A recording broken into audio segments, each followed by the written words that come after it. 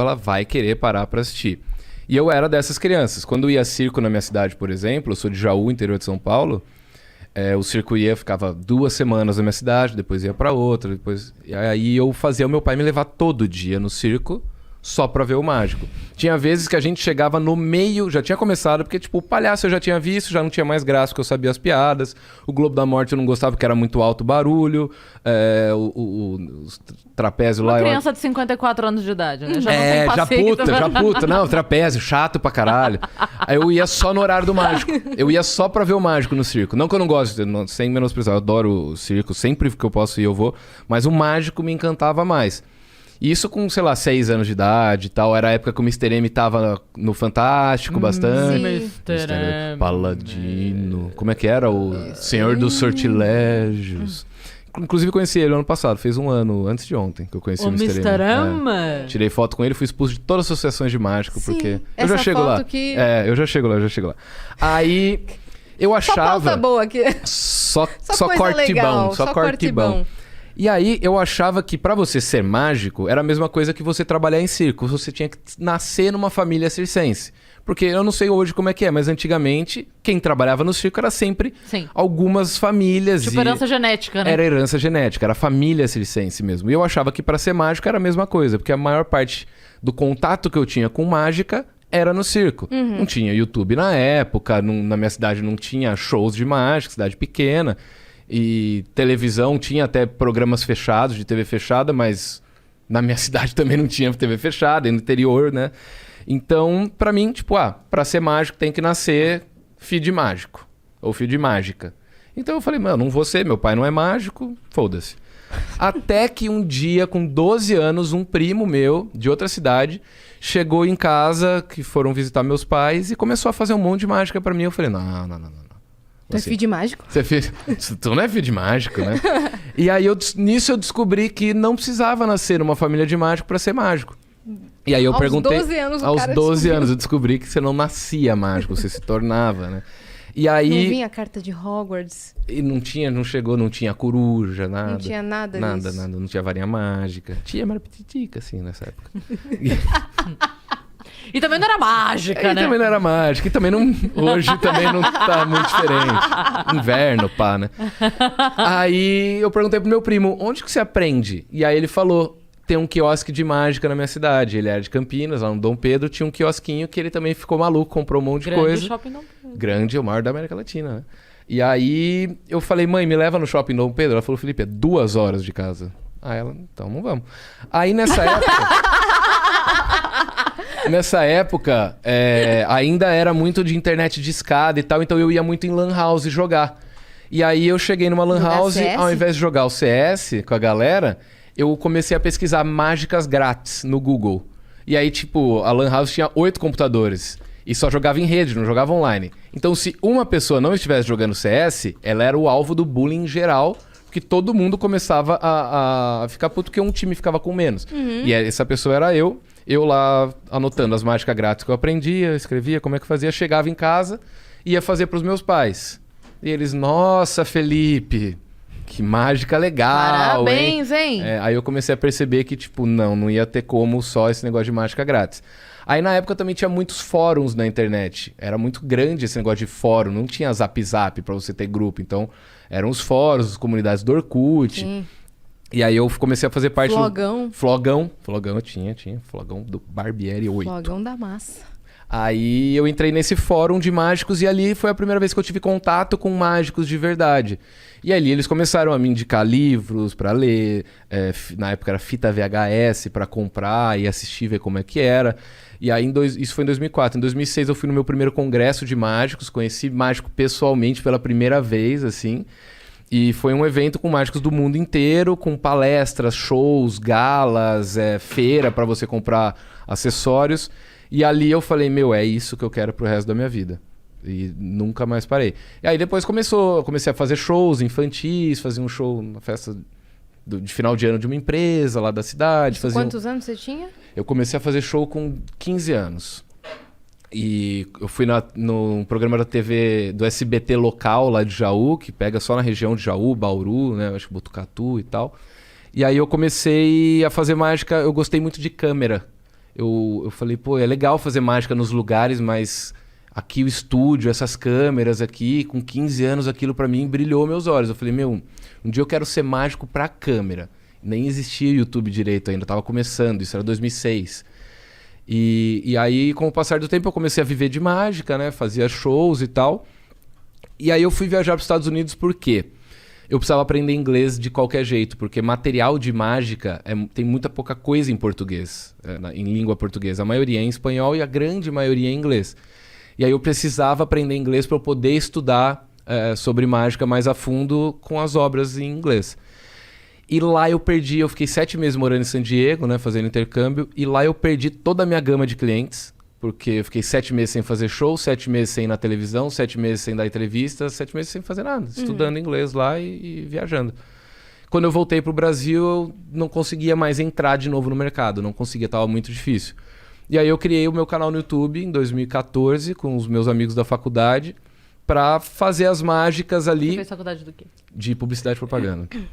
E aí era como se fosse um portfólio das minhas mágicas, porque uma das minhas estratégias para vender os meus shows era ir bastante na televisão. Então, só que assim, eu tinha ido no programa do Ratinho já, eu não podia ficar pegando o meu vídeo no programa do Ratinho e mandando pra Globo, pra Record, pro SBT podia. Mas Não era portfólio, Não né? era portfólio, eu precisava ter alguma coisa autoral minha. Então o canal foi pra ser um portfólio autoral das minhas mágicas. Isso durou por 5 episódios, até a gente ver que dava muito mais trabalho do que a gente imaginava, eu com meus amigos. A gente acabou separando, não foi 5 vídeos, foi uns 15 vídeos assim que eles fizeram, eles tinham uma produtora. E a gente acabou separando, eu tive que comprar o meu próprio canal deles, e não tô nem reclamando, justo, eles tramparam e tal. E aí que eu comecei a me dedicar meio que 100% ao canal, assim, o canal tava com, sei lá, uns 20 mil inscritos na época, em 2014 era um número até razoável, assim, de inscritos. E aí as coisas começaram a funcionar. Comecei a gravar mágicas com algumas bandas, comecei a falar de rock no canal, comecei a ensinar mágica, até o dia que eu fiz um vídeo que era como colar na prova usando truque de mágica. E aí esse vídeo foi parar no balanço geral, tá ligado? Os caras, olha que absurdo, essa juventude crianças. ensinando as crianças a colar na prova, não sei o que lá, e isso fez o meu vídeo bombar mais ainda. Porque as crianças, caramba, dá pra colar na prova com mágica.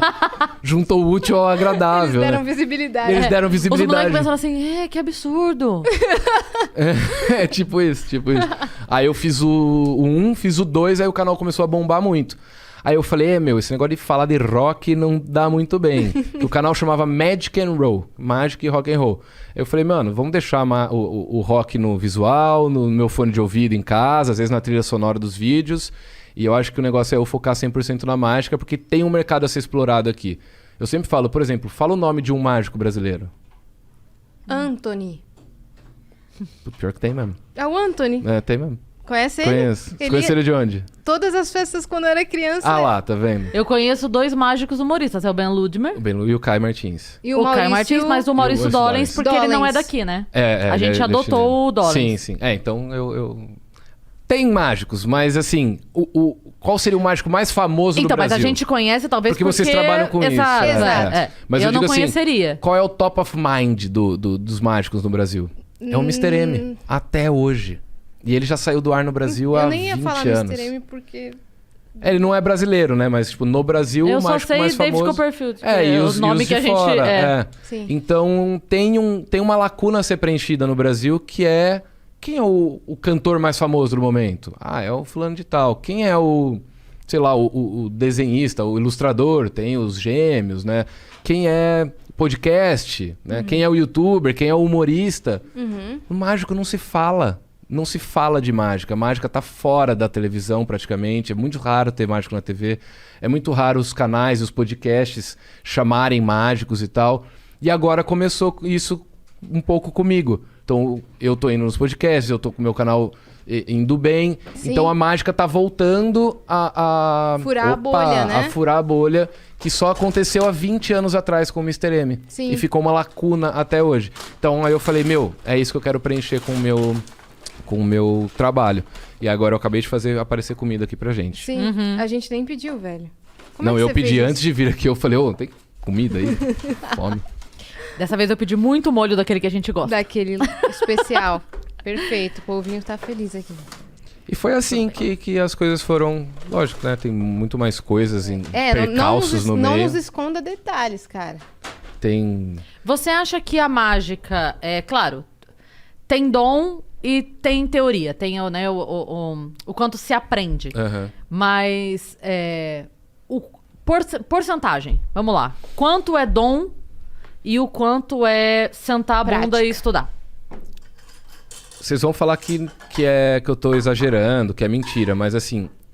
Eu diria que pra ser mágico é 0 dom e 100% prática e treino. Jura? É. O que você pode ter o dom, no máximo, é o dom artístico de ator, de atuação.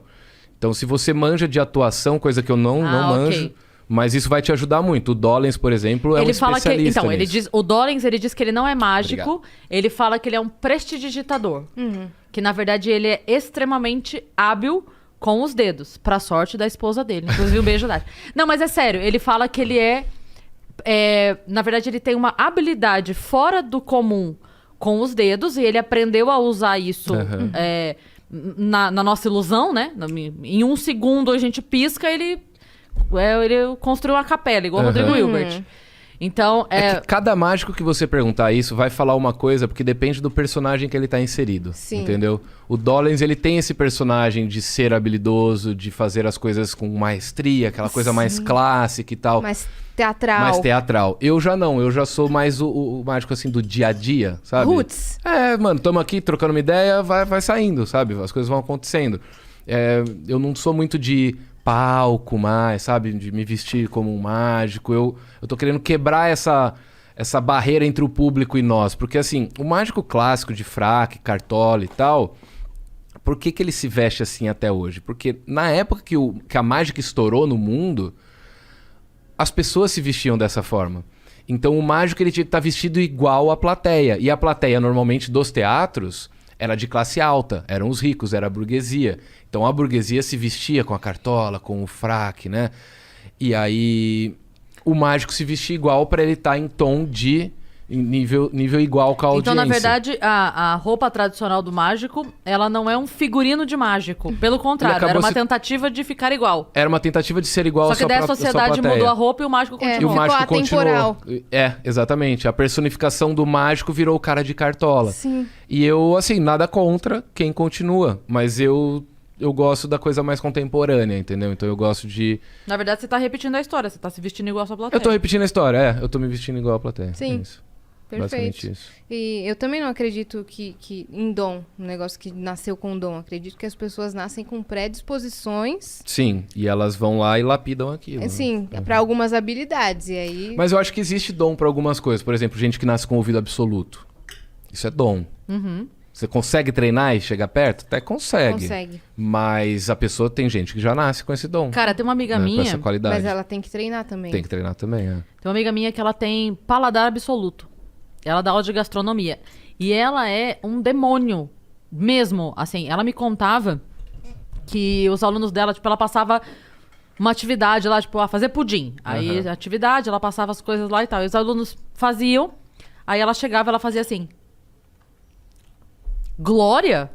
Você usou leite condensado Glória na minha aula? Aí todo mundo assim, caralho! Sabe, ela conhecia na textura Meu Deus. qual era o produto que a pessoa tinha usado que cozinhou. Ela entendeu? ia pôr esse dado na boca e falar 3. Mas ela era... eu lembro dela falar, e ela tem paixão por comida, assim. Eu lembro dela falar, ó, por exemplo, esse molho aqui, ela fazia assim, ó. Sabe todas as É tal as coisa, notas. tal coisa, tal coisa. Talvez tenha não sei o que e não sei o que. Mas se tiver, é porque foi feito assim antes. Porque senão não ia estar... Mano, o quê? Eu já sou o contrário. Que eu, bizarro. eu não sou muito de comida assim pra mim, mano. O que colocar eu vou comer pra matar a minha fome. Eu não sou muito de vou apreciar esta comida. Lógico que tem um negócio gostoso, vou comer. Mas eu não sou igual a galera do Twitter que, sei lá. Sommelier, né? Nossa, vira. Meu Deus, gente, eu preciso comer aquele chocolate. Não, qualquer chocolate aí pra mim é a mesma coisa, sabe?